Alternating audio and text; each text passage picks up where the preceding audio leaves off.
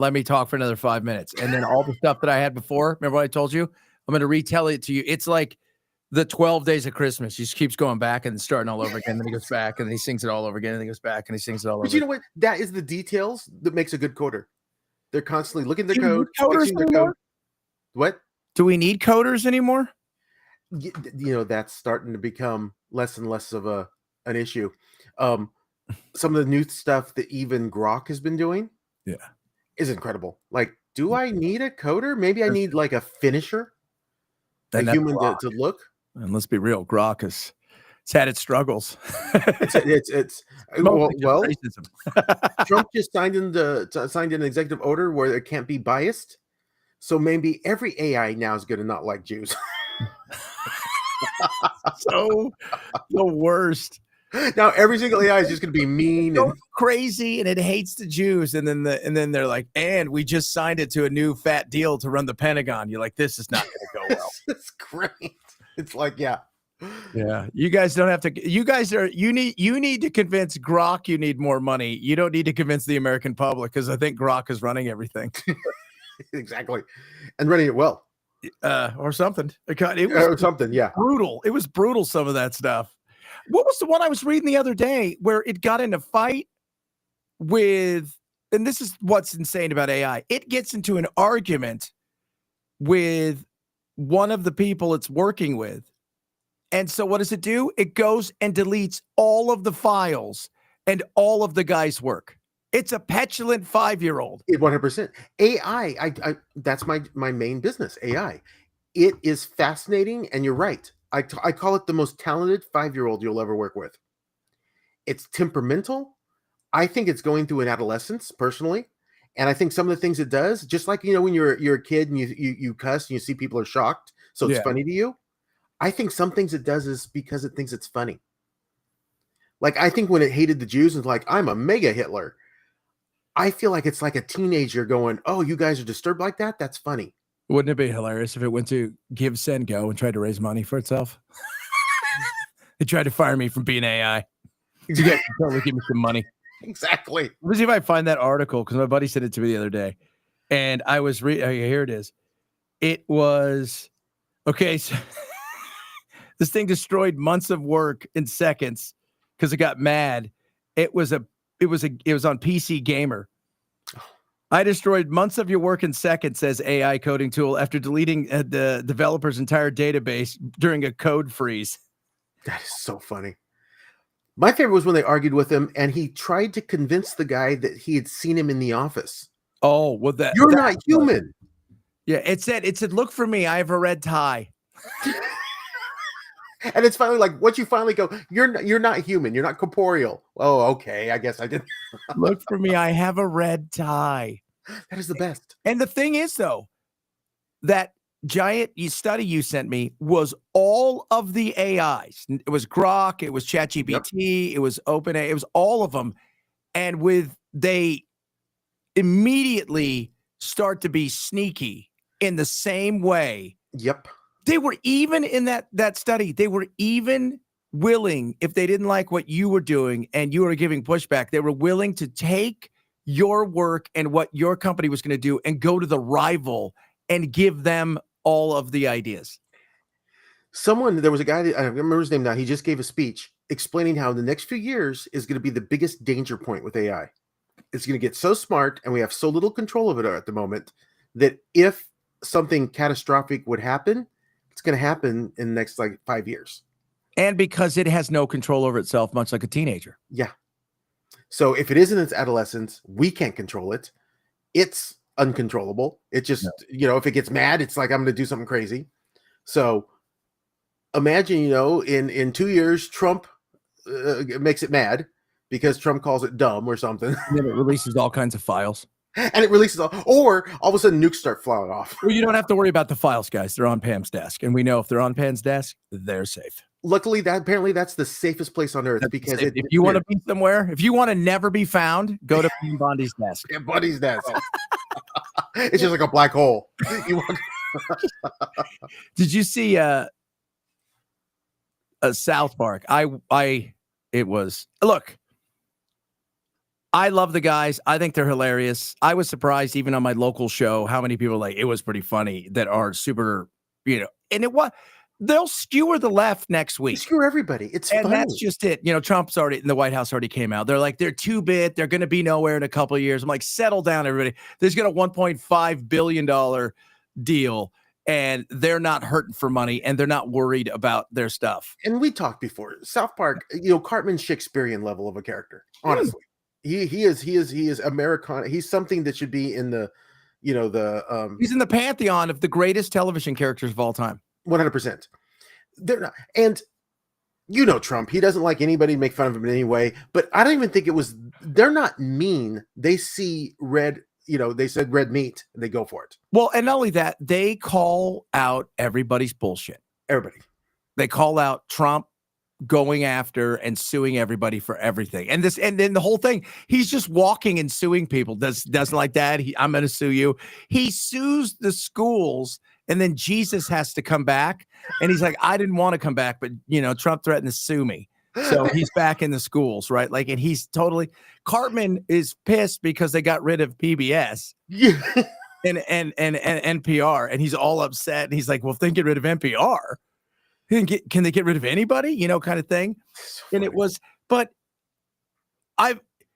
it's a journalism. And when you look at journalism today, we used to think journalism, those guys and gals should hold the mighty accountable. It's 100%. Now comedians and satire will do that because they're not afraid to call bullshit, right? Like the comedians that don't like what's going on with the Epstein stuff and that got really behind Trump in a lot of the stuff and feel like they were kind of lied to. They're not afraid to say that, where the Fox people will never say anything like that. And on the left, they don't. And the left, their people will never say anything against them. But comedians will hold everybody accountable. And we need that.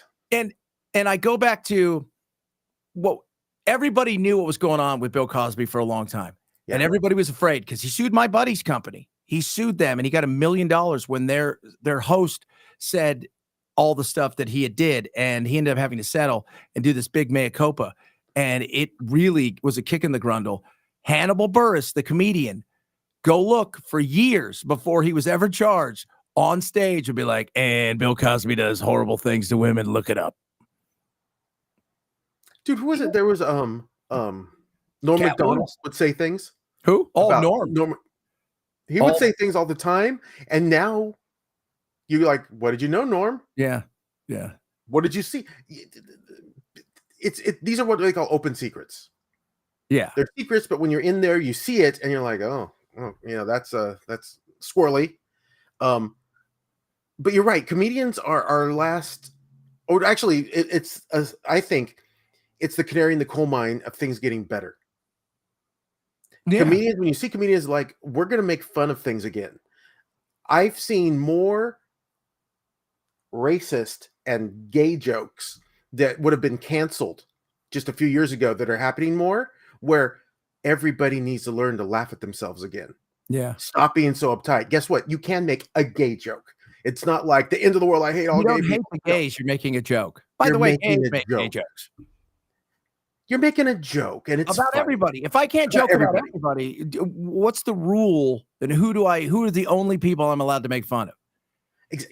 And that's why with Trump, because he takes a lot of arrows, but he's also at times very thin-skinned, and the comedians can get under him extremely easy, and they're not afraid to call bullshit. Where like even I work in an industry where nobody, for the most part, in my industry on talk radio, will say anything negative about Trump. I do all the time, not negative. I just tell it like it is. I don't hate the guy because I don't know the guy. Well, when you look at the brass tacks, Trump is doing amazingly good things, and I support those things 100%. What people are confusing is I don't support Trump. I support good policy. Absolutely. 100%. And if a bad decision comes by, I don't then hate Trump. I go, you know what? This Epstein thing was not handled correctly. No. That doesn't make me hate him. Doesn't mean like, hey, Trump's Satan or anything. I gotta see what's inside of those files. I may not like him. He's not doing he's not presenting his best at this moment in time. But it has nothing to do. Yeah. It's like if I criticize Bibi Netanyahu, I don't hate Israel and the Jews. I think Bibi is a bloodthirsty guy who wants to destroy everything, and I think he's got people in his party who want to remove. It's not even a secret anymore. They want to get rid of the Palestinians altogether and take everything over. That's not a secret. But I was even listening to the thing about that too, and you're like, I'm not saying I agree with the Jews, but there is more complexity to that whole situation. There's almost 950 food trucks on the border, and they're not allowed in because they won't allow the IDF to escort them in. They only allow Hamas to escort them in, and that's what they said. And they've asked, and the IDF can escort them to the area. They can't go beyond that. See, that's what I don't. So who's telling the truth at the end of the day? It's getting the whole truth of that thing. That's the problem in this world. It's getting the whole truth. Israel has every right to defend themselves, and they do. And for the most part, I think they get a lot of it right. And you're going to make mistakes in war. That happens. There's going to be collateral damage. But yeah, sometimes when you do shell a tent that they're treating treating people and there are American aid workers in there, no, they're not part of Hamas. And don't tell me that they were going to rocket you. When you bomb a church, don't tell me Hamas was in the church. Why aren't the Palestinians going, there they are, there's Hamas, I'll point you right to them? They know at this point in time. So if they don't know, and Egypt, they're all basically against the Egyptian border now, and you don't see Egyptian opening the doors to them. No, they won't, because it's a complex situation. It is, because of the Palestinians, in particular, the terrorists. If you look at Egypt, the Muslim Brotherhood, where most of them from, they came from Palestine. They started to go look at Jordan. They started to overthrow the king when they let him in. And so there was, issues.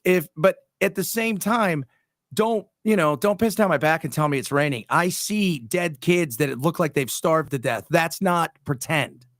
So is it like, I don't know, because we need to somehow have an independent thing, because a lot of times they go, where'd you get those numbers? From Hamas. Well, yeah, no, you don't. I'm not going to believe them. I don't believe Israel or Hamas when they're giving numbers. So I don't know. Give me something that's real.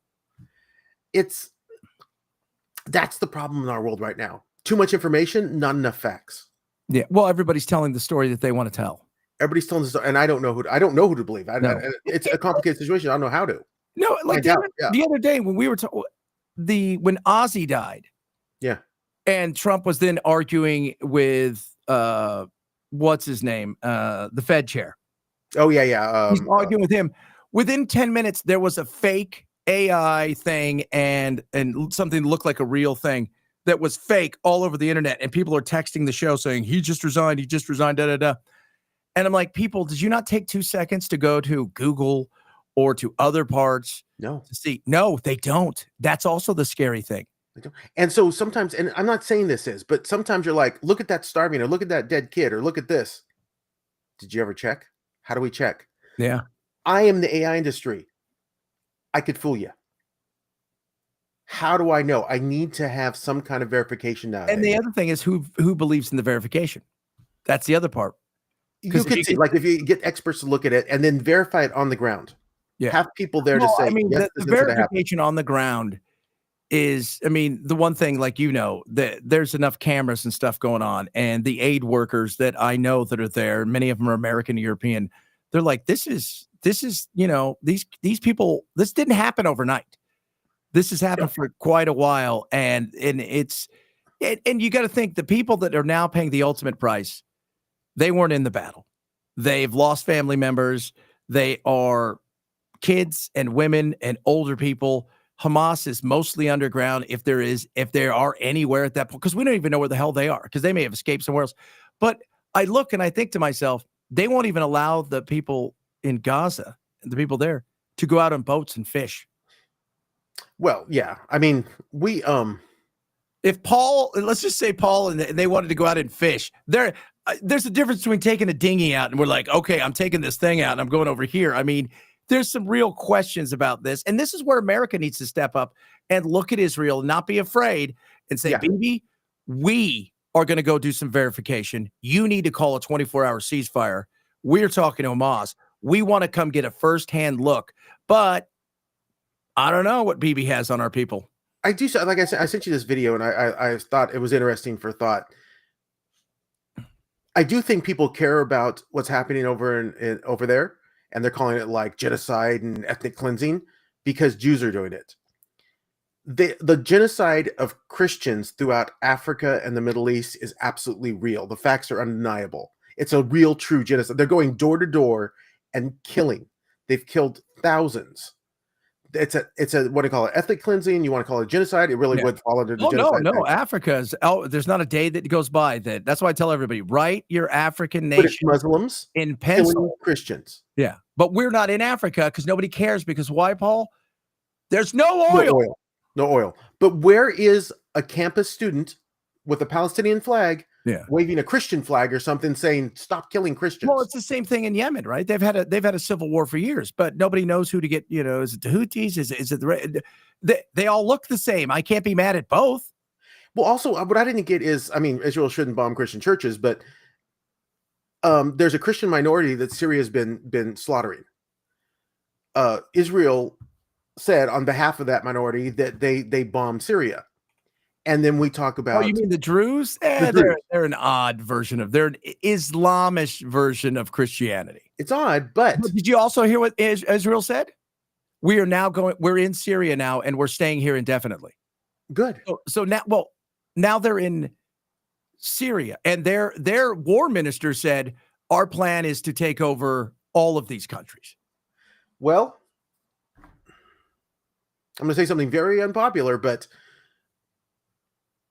Muslims are going door to door and killing Christians, not because Christians built underground networks of terrorist cells that are killing Muslims or created, a charter to say we want to destroy all Muslims.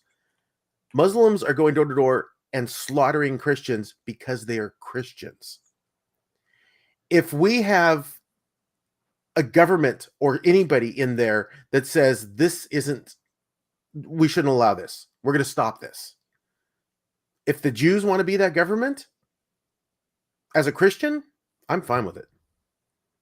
Because the Jews don't go around slaughtering Christians or Muslims. I mean, You can say right now, but they didn't start this. And no, they didn't start this. No, they didn't start this. And that wasn't a lie. If you think October 7th was fake, you're fucking an idiot. Exactly, yeah. So, look, let's call everything for what it is. You guys freaking started this shit. They're finishing. Well, I don't know what they're doing. And I don't think they do it this time. Yeah. Well, yeah, I don't know if they know what they're doing. But the majority of Muslims are very decent people. The problem is they don't police their own to keep the radical nut jobs from committing incredible acts of violence. Yeah.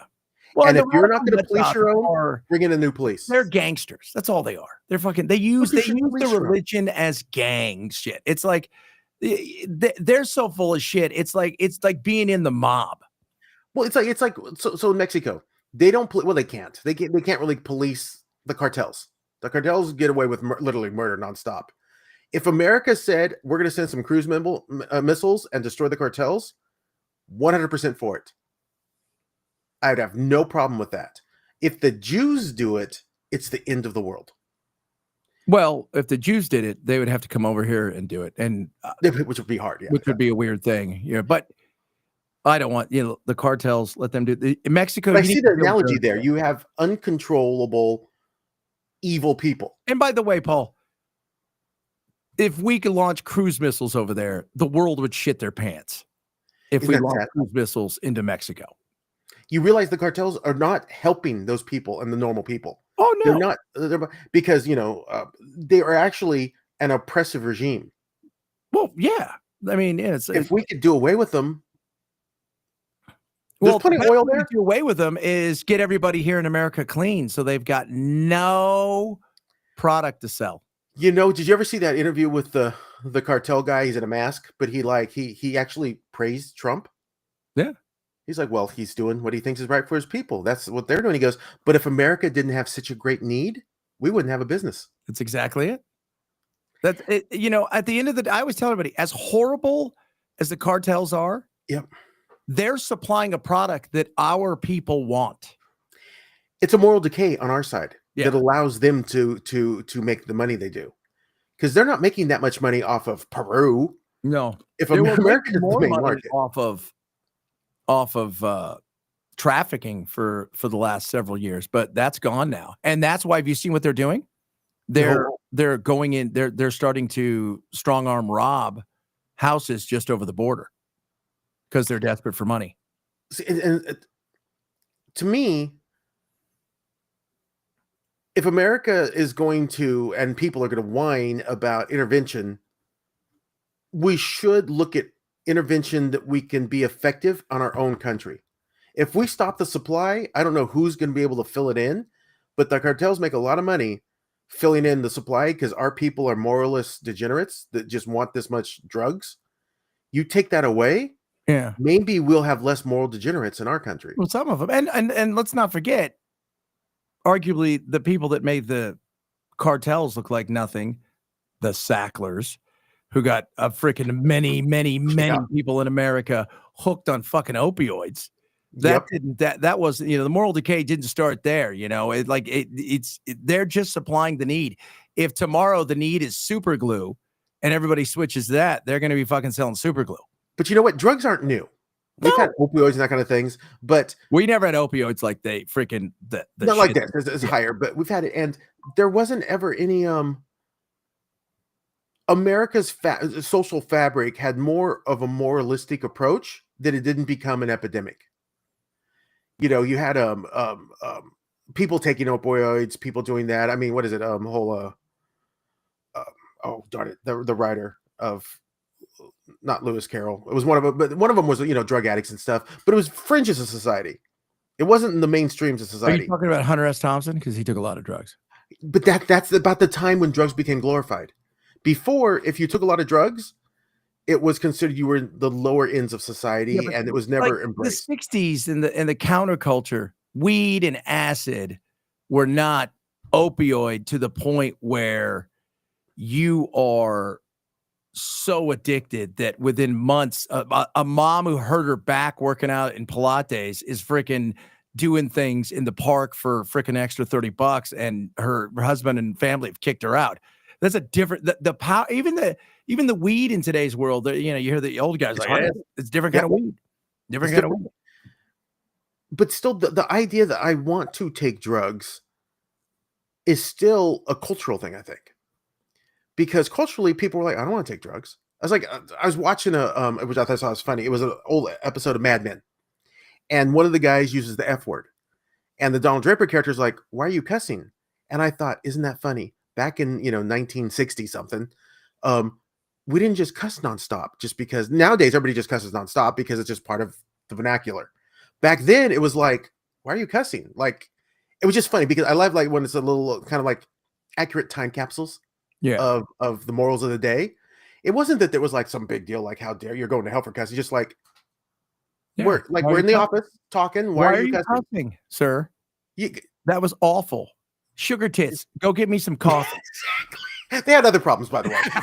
but it was just funny to see, like, we've allowed ourselves to just continually slippery slope into a position where we feel, I guess the thing in my head is we try and act moral on things like the Israel-Palestine thing, even though we're wallowing in immorality every day. We're trying to take the splinter out of someone else's eye while we have planks in our own. Yeah, but we're also, the difference though is we're also helping pay for a lot of that stuff that's going over there. So that we're helping pay for a lot of the drugs that are coming over here. So, well, I mean, the thing is, but that's our drugs. If we want to take our drugs, we should be able to take our drugs. I don't want to fight somebody else's war. I think that's the big thing. It's funny that somebody else, when the cartels slaughter, like they found that kill house with 400 bodies in it. Yeah. When you see that, we paid for that. Of course, the drugs. When you see that, how much did we actually pay for it to government? Because we all know exactly, had some issues there. Yep. When you see that they have armored cars and anti-aircraft missiles, the cartels do. It's just funny how we pick and choose our morality. I'm not going to pay for Israel to fight against, a war against terrorists, but Oh yeah, I think we should just continue supporting the cartels that were killing people. More people, probably Israel wishes they could kill as many people as the cartels did. I don't remember Because the over the cartels last are killing. decade, How many do you think the cartels have killed in the last 10 years? Let me take a look. Mexican cartels death counts 2000. Let's stay here because that's really when they really became something. Mexico's homicide toll tops 300,000 over the last decade. Oh. So homicide. So wow, that's pretty damn good. It's a lot. So It's 15.1 homicides per 100,000 people, according to statistics in 2019. So I'm not sure So from 2000 to 2006, Vicente Fox, cartel-related deaths were 9,000. Felipe Calderon came in, and it was 60 to 70,000 from 2006 to 2012 because they do 6 years as president. From 2012 to 2018, Nieto was president, and it was 100,000. And from 18 to 24 under Obrador, it was 160,000 plus. And so far, from last year through parts of this year, it's 20 plus thousand. In total, 350,000 deaths. That doesn't include disappearances of migrants and mass graves that people just don't even know. So, the one scary is the Jalisco New Generation. Yeah, it's a whole new group of funded by America, but you don't see one kid on a college campus whining about America's funding the cartels, America's funding genocide. You don't hear this rhetoric because it's not convenient and doesn't make them feel good that they can stand in this whole thing and wear masks. We can do both. We can say, no, I don't want you. What did some idiot Randy Fine tweeted out today? Who's a congressman, basically told them to starve to death. And, and you're just like, dude, what a fucking douche. Even one of the big Jewish coalitions came out and said, yeah, no, we're not getting behind this. But the issue, like Israel's issue is they look white. That doesn't help in the battle of trying to get the college campuses on your side. Because college kids are the most racist people on earth. They've been indoctrinated into just foul Nazi level racism. I don't know if you've seen that meme that's been going around about the time traveler with the rainbow shirt and she goes back to kill Hitler, and he's telling her, "You do what we do." It was freaking from Babylon Bee. It's hilarious. It's like, we judge people, by the color of their skin. I do that. It's just really funny. Yeah, he goes, "We like gun control. I loved gun control." You're mad at the Jews? I'm mad at the Jews. Like, everything. He was a vegetarian. He was an environmentalist. Right there. It's just funny. And you're like, it's a shame that, well, again, this is why Trump.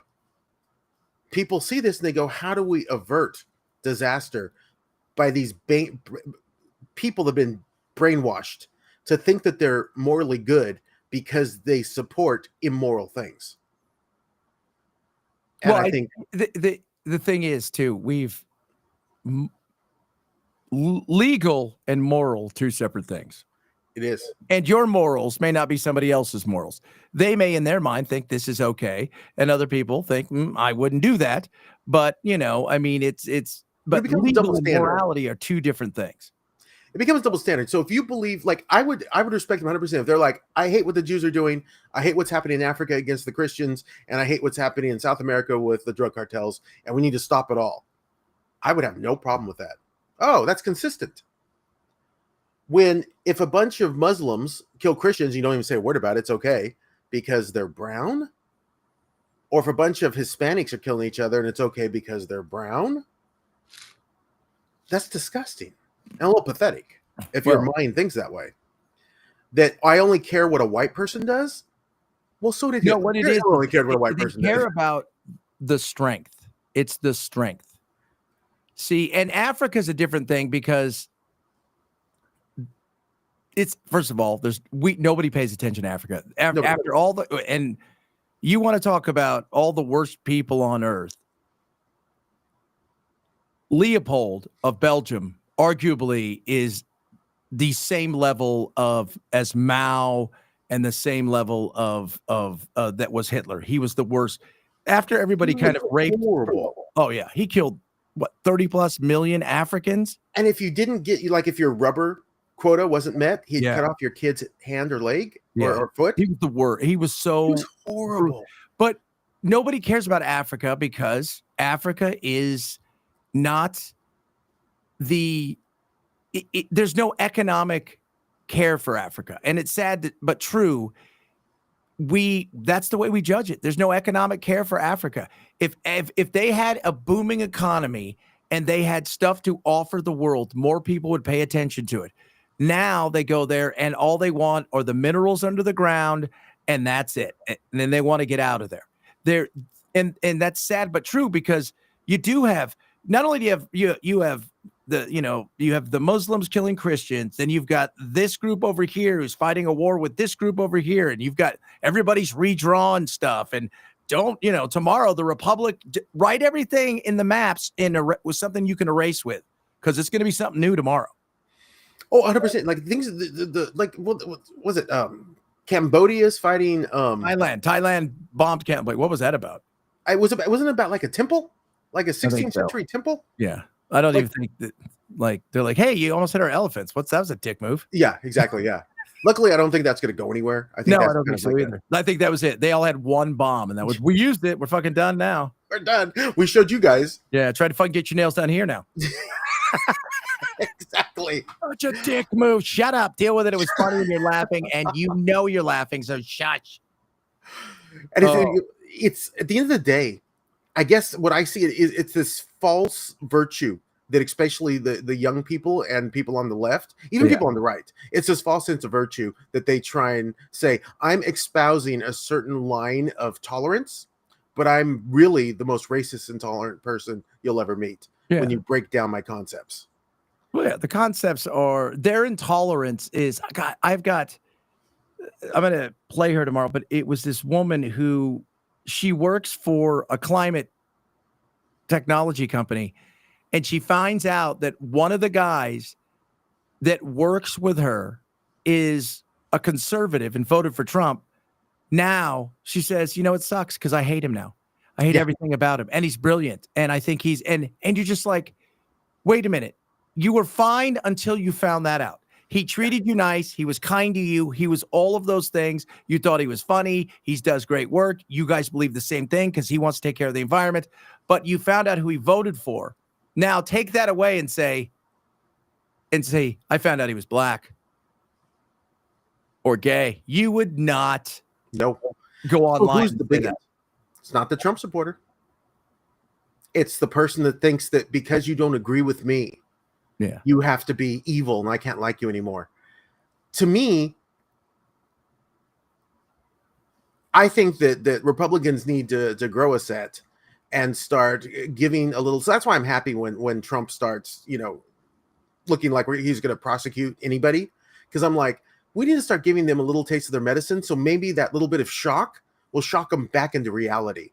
Guess what? This world's full of different opinions and different ideas and different kind of peoples. And you accept them all, because if they all respect and treat you well, that's all that matters. Yeah, that is all that matters. I mean, not what the ideas or the political leanings or anything. None of that matters. No. But the left is like, even Colbert, he's becoming insufferable because you're like, dude, stop whining. Well, Colbert, luckily for Trump, Colbert is more pissed, I think, at CBS than he is at Trump right at this moment. So everything is fuck you, CBS and Trump. Actually, it doesn't really matter because Colbert has less audience than reruns of Sanford and Son. You ready? This is crazy. Gunsmoke since March has been in the top 10 of Nielsen streaming since March. My favorite show in the world, Gunsmoke, because it's a good show. And on MeTV during the day, they get 600,000 viewers. It's amazing. Of which half of them are like, everybody thinks they're all 80. No, they're under 60. So that's crazy. Because it's a fun show. Fun show. People like fun. Imagine this. Let's say I tune in to a late night show for comedy and they tell a joke and I agree with them. Like, the Raiders is the worst football team ever. haha, I agree. I hate the Raiders. And then I tune in the next night and the next week and next week, and it's the same joke over and over again. Over and over again, yeah. That doesn't get you. It's I don't want it. no. All culprit is Orange Man bad, nonstop. It's boring. Yeah. I said you could watch a show from 5 years ago when Trump was president to today, and you couldn't tell the difference. No, it is absolutely. I don't know what in their head. Well, because it's almost they're in a cult. Because in their little cult, they all agree. It's like when you go to church and the pastor says a goofy, dad joke, everybody laughs. Because not that you're in a cult. I'm not equating church with cult. But I'm saying that, you all have this certain belief system. Yeah, I know. I just did. I just said I didn't. But you have this certain belief system. That time Jim Jones did a funny dad joke, and then he told everybody, drink the fucking Kool-Aid. Exactly. Oh, it wasn't a cult, dude. We all just needed Kool-Aid. That guy's funny. Oh, he's serious. He's exactly. No, but everybody laughs out of, because they're all. It's like they said, preaching to the choir. Yeah. That's what the left's become. They only want to reach their own constituents. And I'm like, we reach everybody. We should reach. We should just. I have no problem with someone that believes different ideas than me, unless they want to kill me. But other than that, I have no problem. I could sit down and have lunch with he wouldn't sit with me, with a KKK member that just thought that America was only for white people. Like, you can think whatever you want, dude. Yeah, as long as you're not trying to hurt me or kill me. Yeah, and you can think whatever you want. How did you get to that? Actually, it's interesting to me. How do you get to that concept? It's like, how do you go from because we've got these issues here. You've seen the Hitler freaking wackadoo. But we've also, in Alabama and in Arkansas, they have got now these whites-only towns they're building. Yeah. And it's like, it's like, I took Jack golfing when he was out here. So we went golfing, and we got off at this place, and it was a gorgeous golf course. But if you turned right, it was like the Confederate, it was the Confederate Museum or something this way. And I looked at Jack, my son, who's 15. I said, I feel like this is a sundowner town. Yeah, exactly. He's like, what's that? I go, well, if you're not white, after sun goes down, you should probably not be out, kind of thing. He goes, whoa. But it's, it's weird to think that. It's weird to think that that's happening, but I do see that as, I think that it was mostly just completely dead. And you're seeing it happen again because Black people want Black only, for example, graduations or Black only dormitories. They're segregating. White people are doing the same thing, but of course we only vilify one person, which is racist. Well, by the because way. the other people was seen as the dominant, which we were. We were the dominant people. We're the dominant race here in America, and so the thing about, and it's funny because if Asians don't want an Asian only. They don't want that. No, well, I'd argue when I go to Cerritos, it's very Asian only. Yeah, that's a place where I live. It's very public, but it's very nice. It is nice. It's very clean. It's very nice. So when you see a lot of this is funny, but when you see a lot of Asians move into a place, it usually elevates it. All of a sudden, you get a lot of beard papas and 39 degrees or whatever. These are all these Asian chains. Yeah. That have good stuff, by the way. I'm mentioning food chains, of course, but that's good stuff. Or even like a Jollibee, which probably that doesn't translate to everywhere. That's really good fried chicken. Boba. They've got boba, and boba's not everywhere, is it? Boba's an amazing drink. I've not seen boba here, actually. There's literally 3 boba places, literally like a couple blocks from me. Yeah. Boba's a great drink, and more people should try it. It's these little tapioca balls that they put in your drink, so you have choking hazards. But it's really tasty. Yeah, that is weird. It's like, hey, would you like some tea? And I'm going to put some marbles in there. I'm going to put some marbles in. What do you think of that, huh? What do I do with them? Whatever you want. What do you do? Well, you could if you want to. What if it's an insidious plan to take over America by having more choking hazards? It's so weird though. Like, I remember the first time I got them, like they're like, it's boba tea. And I'm like, why are there marbles in my tea? Exactly. Yep. Am I supposed to not drink the marbles? Do I throw them away? Did they disintegrate? If I swallow them, am I going to pass them later on? I'm not sure what's going on. Exactly. but it's very tasty. People should try it. But they're all enclaves Yeah. of peoples that do seem to gather. I have no problem with a bunch of white people to make an enclave. I just We don't are have any kind of problem with it. Like, whatever, dude, do it. I don't care. Yeah. You're not out I don't burning care if a bunch crosses. of Taiwanese want to make a whole, because they have. There's like little Taiwan next to me. I've got little Korea next to me. Well, you've got. K-Town's huge. I mean, you're what you're near Garden Grove. That's yep. That's so many Yeah. Koreans.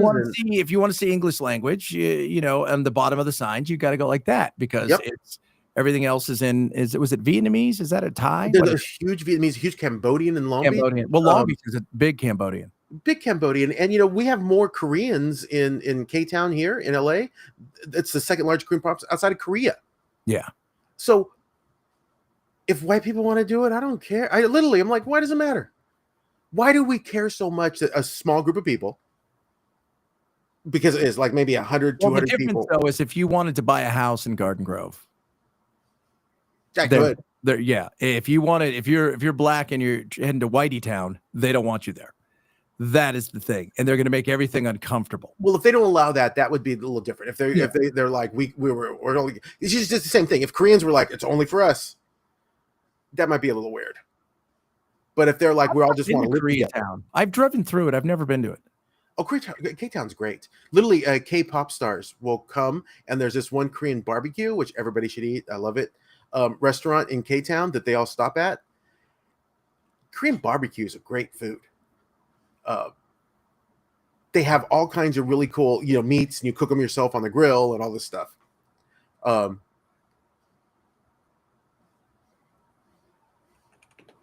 I've had the Brazilian barbecue, but I've had a Korean barbecue with you, but I've never been to K-Town. It's a very interesting. Oh, K-Town's fun. Yeah, and if you guys are watching from all over, like Olivera Street is the coolest place to go in Los Angeles. Olivera Street. This is my point. I guess if it's not exclusionary, if it's not like you can't move here. But see, the thing is, the thing about those places is they want other cultures to come to their place.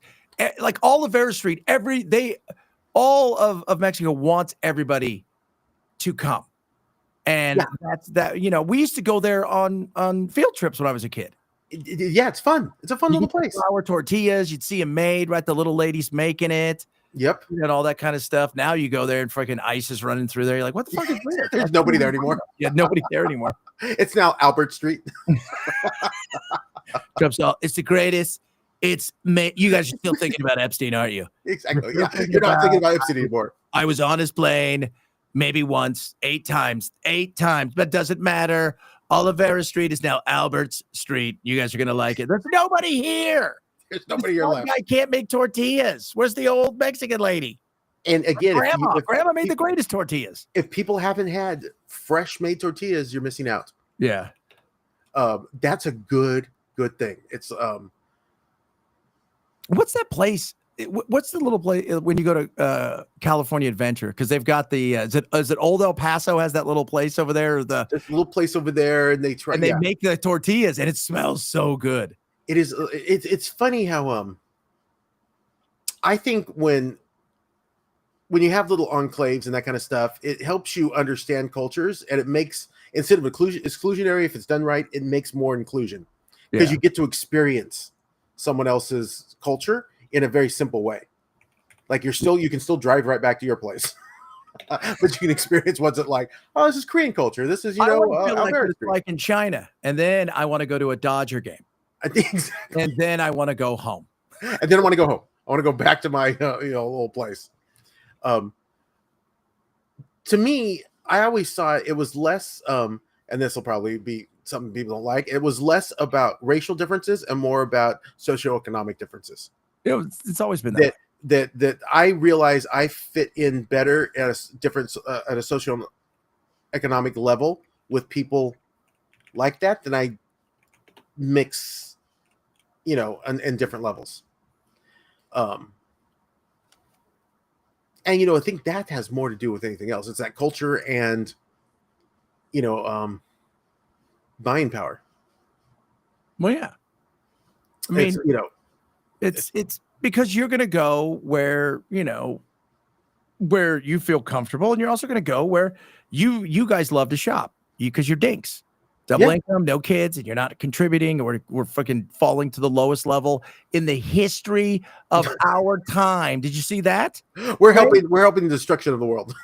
Without immigration, without it, both legal and illegal, and them having kids here, we would be near where Korea is. We're already under the 2.1 replacement, and they make up almost 3 million newborns a year. So, and we're not dating, we're not doing anything. So it's think of it. All our housing costs are going to go down very soon because as all the boomers start, passing away, all these homes are going to be up for, But are they? Because we're going to have the greatest transfer of wealth in history. Yeah. Oh yeah.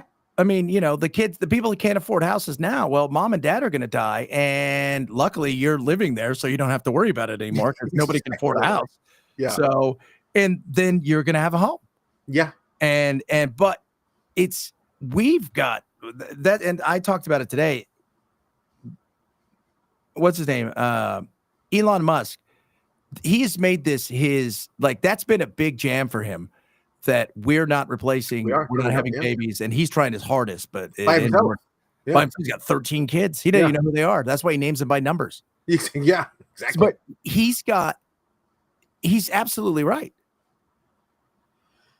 He's absolutely right.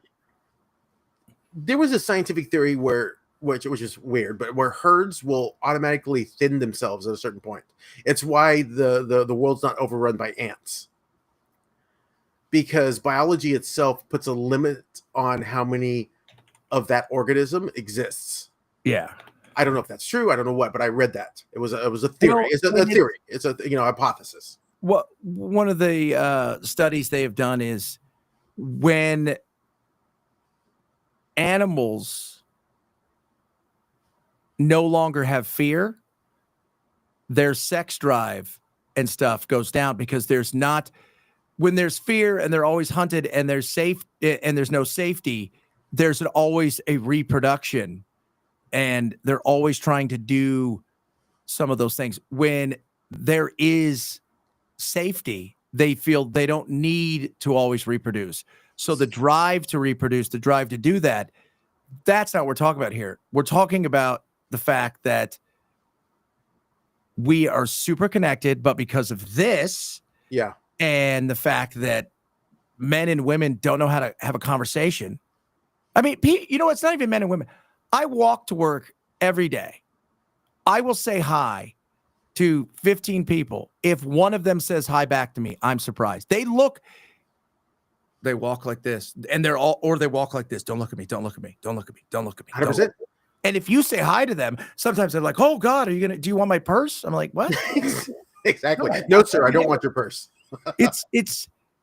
That's not a good place for us as a country. It's not a good place for us as a world, because you go and look at Germany, Britain, Japan, Korea, France. Nobody's reproducing.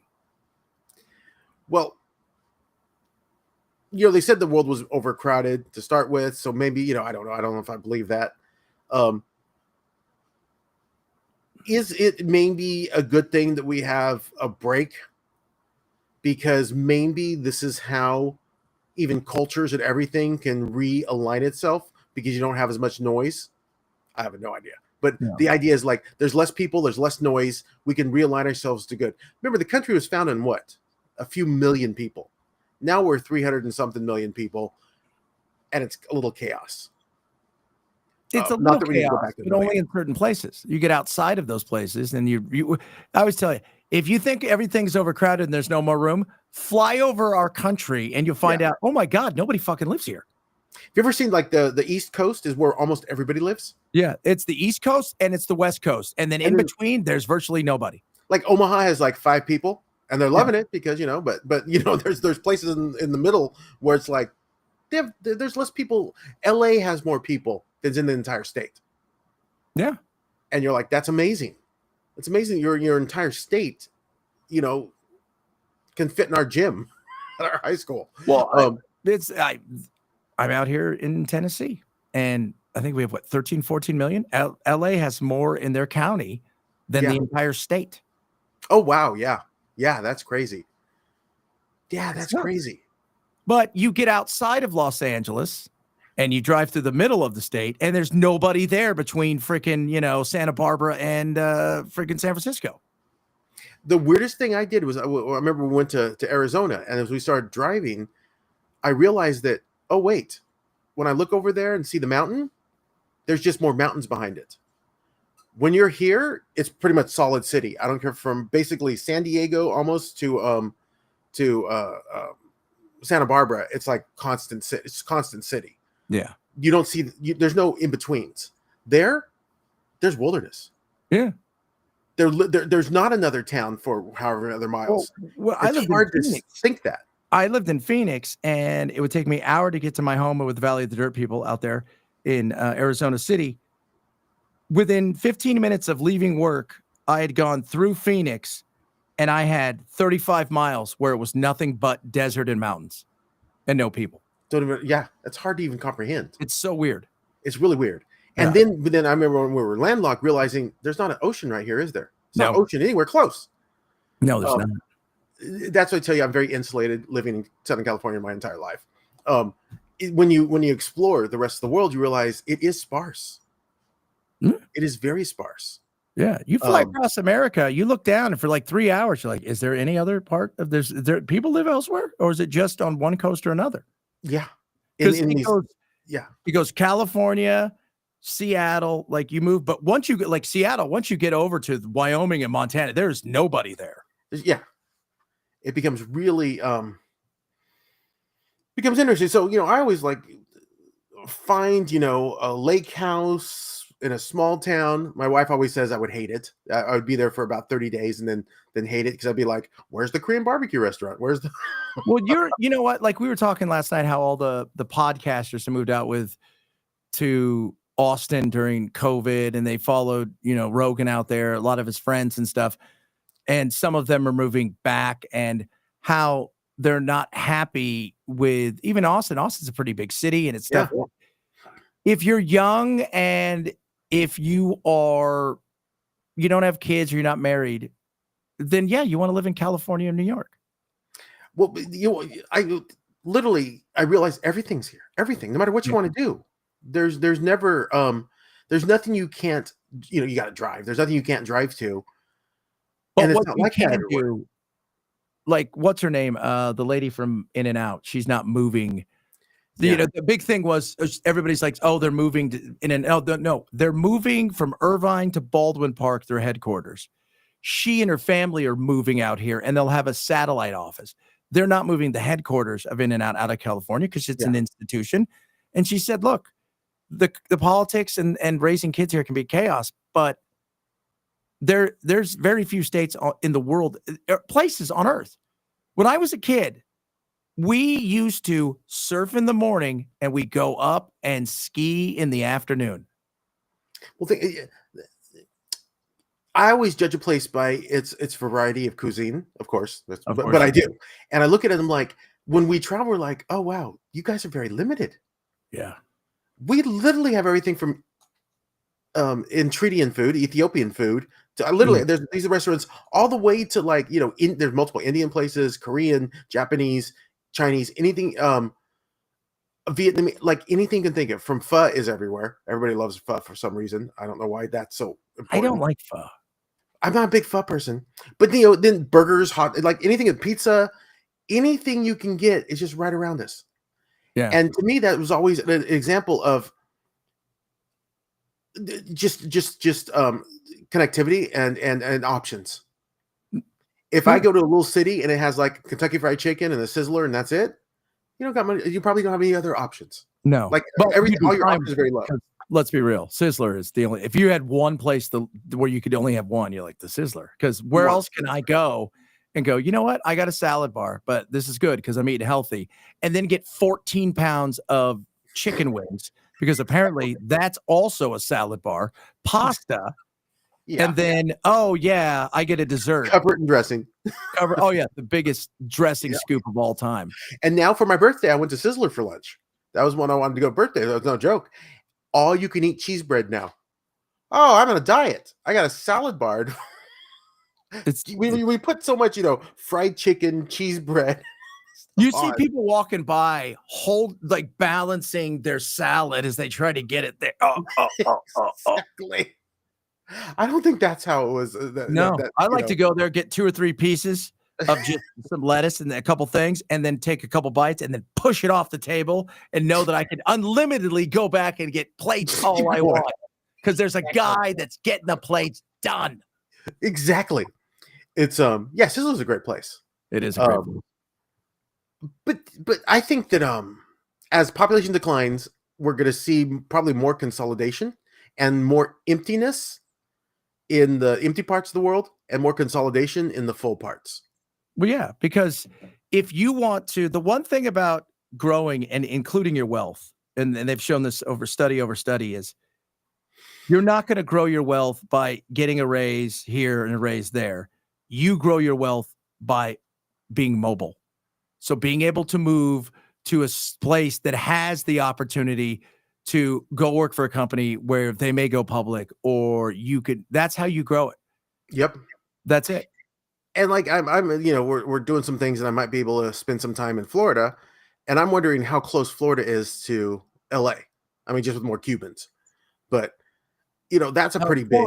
Florida's, yeah, you're not going to feel like Florida's one of those places, just like Dallas. You can go to Dallas. Dallas is any place, like LA kind of thing, but with its own style and twist. It's just, you've got Seattle, you have San Francisco, you have LA, San Diego, Phoenix, and then you got Dallas and Austin.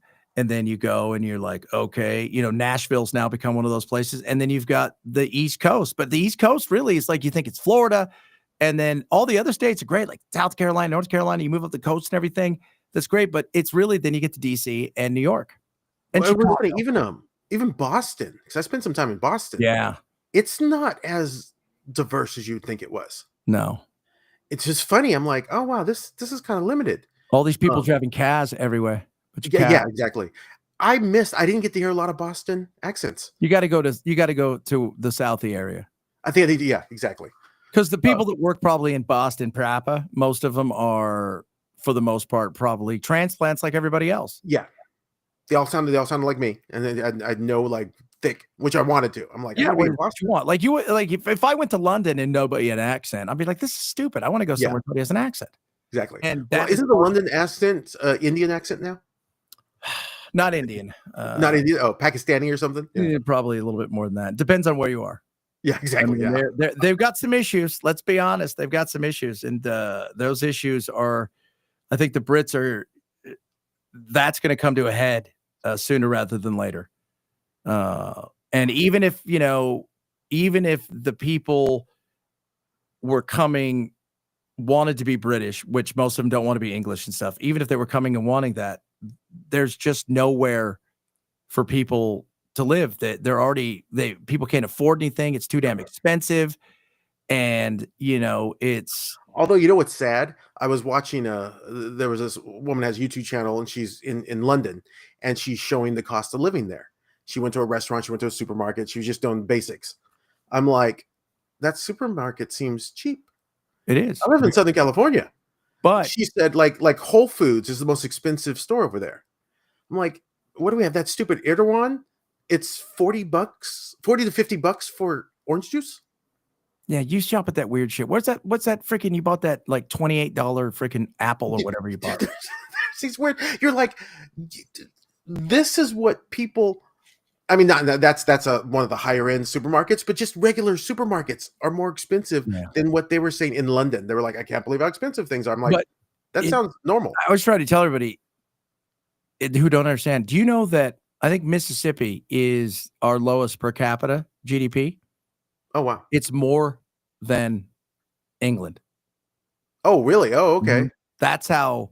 That makes more sense. Yeah. So while it may not be expensive, it's relative to what it is that you are making.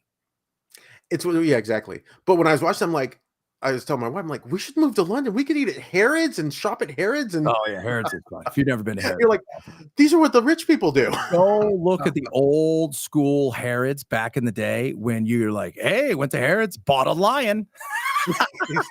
Yes. Exactly. You know, that was funny. They really do love their royals. There's a whole little market where you can just buy like the Queen's tea or the King's chocolate or all kinds of stuff like that. They get that. It's crazy. All right, big guy. I gotta go get ready for bed. You were late tonight because of your stupid meeting. Yeah, meetings. Lame. Was that one of the partners? That was a partner. Yeah. Okay. See, I need to know these things. Yeah. That's how much I know. Exactly. But we'll be back. We'll do some other stuff over the weekend, and you have a good one, and we will do it again later. Osteo. Later. Like and subscribe to all that.